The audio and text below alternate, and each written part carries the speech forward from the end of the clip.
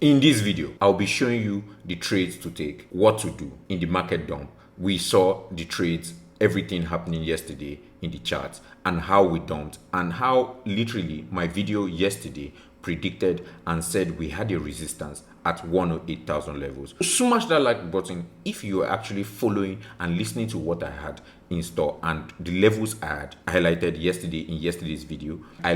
Just to recap, I highlighted the $108,000 level as resistance at the top, which I've drawn here in this yellow trading zone, and I also highlighted a 106, 107 $1,000 levels for a support. But what did we see that played out yesterday? We actually saw a further dump, and you can see the god candle to the bottom we had. Bitcoin absolutely nuked yesterday all the way up until $103,000 levels, even getting into our trend zone that I've drawn over here. So we seem to even be approaching and somewhat looking and eyeing at our $102,000 levels. So this is actually very, very bearish. So literally, if you were part of the bears, congratulations, you won it. So right now the war is between the bulls and the bears, and that is what is playing out in the chart. And this is quite interesting, not for us to panic. A lot of people have been panicking. A lot of people have been calling me saying, what is going on? They don't know what to do. Is the market going to nuke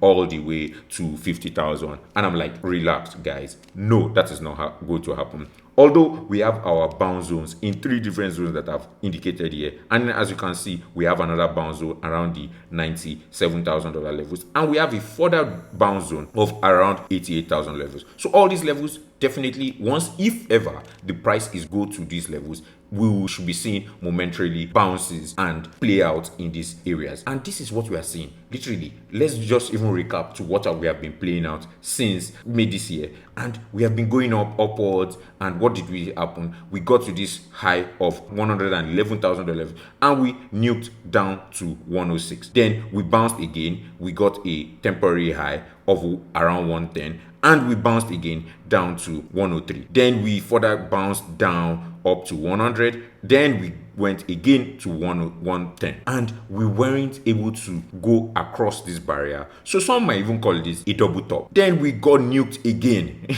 up until $102 levels. And now again, we are trying another attempt at reaching all-time high. And we got nuked at 108,000 levels. And now we are seeing another dump again to the downside. So this is actually showing us a lot of, right now, actually short-term bearish. And I think the best advice anyone should take in this trade right now should be a wait and see approach. Because honestly speaking, you will get seriously nuked because the market makers are hunting liquidity on both ends of the spectrum, either long or short. So this is what is playing out. And as you can see, we still are maintaining a higher low. So even I have to readjust my trend line that I've indicated here, and I'll be doing that, and you see that happening on this video right now, and that's what I'm going to be doing. Hold on, yeah, and I will just do this, adjust this, because we can see literally from here, from the lows of here, we actually have made another lows down here. So this is quite interesting and for us to watch, and I can spot something quite interesting here, which is showing us another temporary. So this is quite interesting that this is what is playing out in the charts right now. So this is quite interesting. As we can see like another triangle, another descending and ascending triangle. This is what is playing out. So what should we be expecting? Most likely we should be expecting another bounce to the top, maybe to 105, before Bitcoin makes a decision whether to go upward or we get rejected at the 105 and we are coming downwards. So this is what we'll be looking at the chart. It's quite interesting to see it play out. And right now we're having a temporary bounce and we're at 105,000 levels. These are the levels I'm watching at. So right now I'm looking at a temporary high of 105, 700,000 levels. Let's see what will happen in today. And just going down and looking at the lower time frames, because I'm normally a high time frame trader, but I've been able to look at it all the way from the daily, and I've drawn my trend lines from the daily, which you have seen in the chart I was just saying, but I just want to show you doing this on the Hashedge platform. And I've drawn that, spotted my trend, my brown zone 1, and looking at all of this, And I've been able to drill down, looking at the different significant levels and support and resistance zones on the 4-hourly, on the 1-hourly. I've been able to spot that. Then, because as traders, this is what we have to do. We have to first look at the macro perspective, then drill down slower and lower into lower time frames. So right now on the 15-minute chart, what is this telling us, and what are we seeing today? And this is what I'm trying to look at. I'm trying to spot opportunities that we can take a trade in this. So what do we see right now? We see what is playing out on the 15-minute time frame. We see a temporary bounce, and this is what is going on. Let me just bring in my trend lines again on the 15-minute chart. What do we see right here?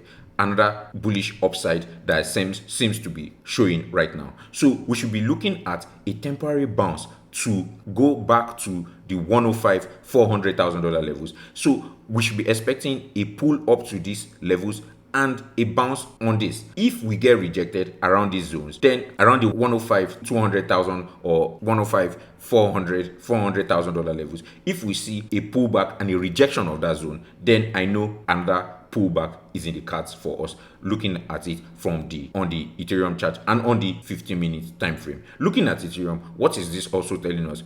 As we said yesterday, looking at the RSI, we seem to be moving sideways, and literally that is what is playing out. But we are still maintaining, and to be honest, like I said yesterday in the video yesterday, we still remain structurally bullish. And looking at it from a macro perspective, we are still maintaining. And despite all the geopolitical tensions, and now you guys must have seen yesterday Trump tweeting and all the headline news about the geopolitical tensions between Iran and Israel, and US looking to get into Trump saying no missiles and Iran will never have any nuclear missiles, and all of this. And it seems and it looks likely that US is going to get into. Of course, if US gets into, we should be expecting a further pullback and a lot of panic in the streets. But what will be happening? A lot of institutional buyers, a lot of smart wheels, a lot of smart wallets. What will they be doing? They'll be buying the blood on the streets. We don't want to get chopped up. We don't want to get on the side where we get taken out from our bags and taken out of our trades and losing in this volatile market. So right now, my advice for anyone, and my advice for myself also, is to take a wait and see approach and watch. Literally do nothing. This is the advice, and this is the message I have for you today. Do nothing, just watch the chart. Let's see if we reclaim the $500,000 levels, and if we reclaim that resistance, and if we can break through that resistance, then we know we are going further upside. However, in the near term, I expect further pullback and further confirmation of the support that we have, which is at 102, and maybe at right now we have reclaimed a local support of around 104. So I should be expecting this to be playing out in the near term. And looking at it right now, like I said, it's best for us not to trade right now because the markets are too choppy, markets are very uncertain, market is highly volatile. So these are the times where a lot of traders lose money. And what do we see with the liquidation heat map on CoinGlass? What do we see? We see a lot of longs right now. 3.5 billion longs are literally waiting and literally here. And what do we see on the other side of the spectrum? We see about 2.3 billion shorts actually being in the market right now, and a lot of traders are doing this. And if you look at the history, the liquidation history, what do you see? A lot of traders have been getting chopped out, and you can see here, this is what has been going on. And you see a lot of traders has been liquidated. So we don't want to get liquidated on all of this. We want to remain in our trade. We want to keep our passive capital, and we want to maintain capital preservation. There's a lot of bullish fundamentals. And you look at even the altcoin market, everything absolutely got nuked yesterday. So be careful, guys. Don't get chased out of your trades. Don't get chased out of your capital. Maintain it. What do we see with the fear and greed index, crypto fear and greed? And what do I say? Literally, we are at neutral zone. So a lot of panics in the streets. I hope none of you watching Zero to Ferrari channel are part of that crowd that is panicking,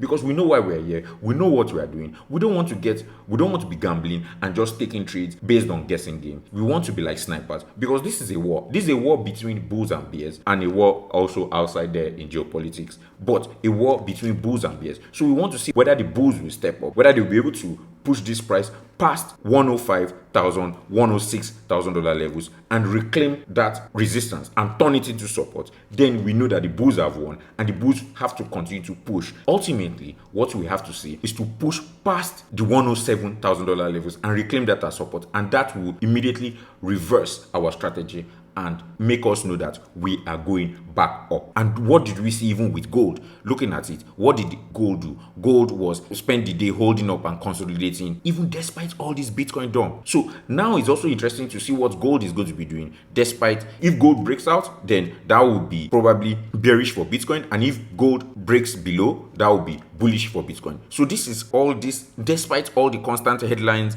and what we should do is to stay focused on the price, and we cannot be distracted with all of the news that we are seeing, everything. We have to just know that price is king.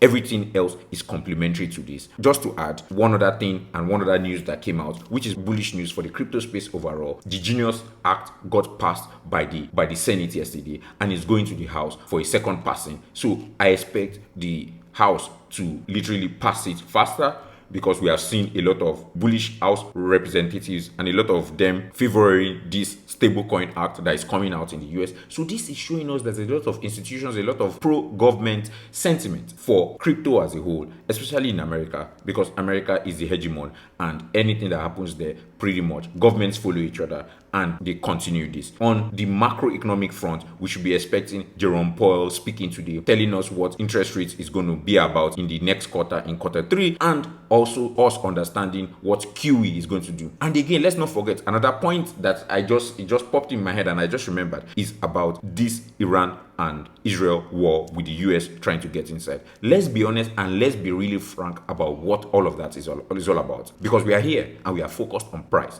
Like I said, price is king. And we are focused on money, liquidity, and the money flows. This is all we do as traders, to understand liquidity flows and money flows in the market, so that we take advantage of when liquidity is flowing, and we take advantage of the upswing, or when liquidity is being sucked out of the system, we take advantage of the downturn. And what do we see that is coming in the near term? Definitely there's going to be a lot of liquidity. There's going to be a lot of QE going to pump it. Because how do you think all these missiles, all these guns, all this ammunition and everything is going to happen? War brings in more liquidity. It's an excuse to pump liquidity and to start another QE, because they have to pump money to fuel the war, literally, because all of that costs money. It costs money to send soldiers, to send guns, to do everything, to do everything, to fuel all the airplanes, the warplanes, and all of that. It is money, and it is oil, and it is all about price, and it's all about money. So that's why definitely oil has been affected, and it has been going up. Gold is also affected, because gold is considered as a risk-on asset,